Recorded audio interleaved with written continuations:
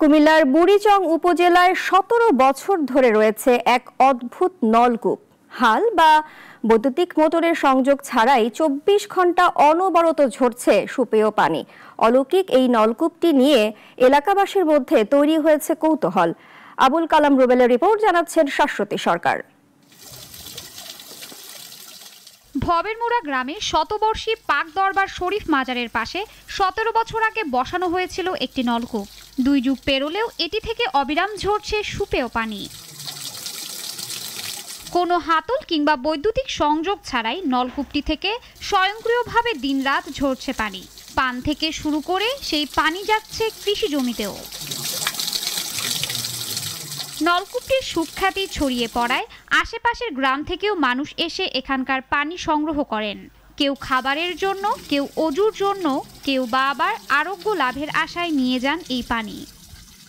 যে মানত করে, যে নিয়ত করে দরবার শরীফে আসে এবং এই পানিগুলো খায়, নিয়ত করে নিয়ে যায়। মানে সঠিক ফিট মাসে আজকে ২৫০-৩০০ বছর ধরে, কথা বুঝছেন, এটা ওলি দেওয়ার একটা খেলা। টিউবওয়েলের আশেপাশে আমরা যারা আছি সবাই ব্যবহার করি বা এই পানি দ্বারা আমরা ফসলাদি করি। কৃষকদের অন্যতম ভরসার জায়গা হয়ে উঠেছে এই নলকূপটি। খরা মৌসুমেও গ্রামবাসীরা নলকূপের পানি থেকেই জমিতে সেচ দেন। তাদের কৃষি উৎপাদনও অন্য এলাকার তুলনায় স্থিতিশীল বলে জানায় স্থানীয়রা। অনেকে মনে করেন নলকূপটিতে আল্লাহর বিশেষ দোয়া বর্ষিত রয়েছে। এই বিশ্বাস থেকে প্রার্থনারও জায়গা হয়ে উঠেছে এই পুরনো নলকূপটি। কেউ খায়, কেউ গোসল করে, কেউ বোতলে নিয়ে যায়, এগুলা নিয়ত দিবেন করে আর। কলটা দেখছেননি, কলটা নিযুক্ত করছে সাইপটা পানি তোলার জন্য। এটা যখন ফিটিং করছে, ফিটিং করার পরে আর কলের আর প্রয়োজন হয় না, ডান্ডাটার আর প্রয়োজন হয় নাকি, আলাতুল ভর্তি আছে। চৈত্র মাসে বা ফাগুন চৈত মাসে পানি থাকে না, তখন আমরা এদিকে স্প্রিং করতে পারি, আমাদের পানি বাচ্চারা মেশিনে পানি দেওয়া লাগে না, এটাকে চলে যায় আর কি।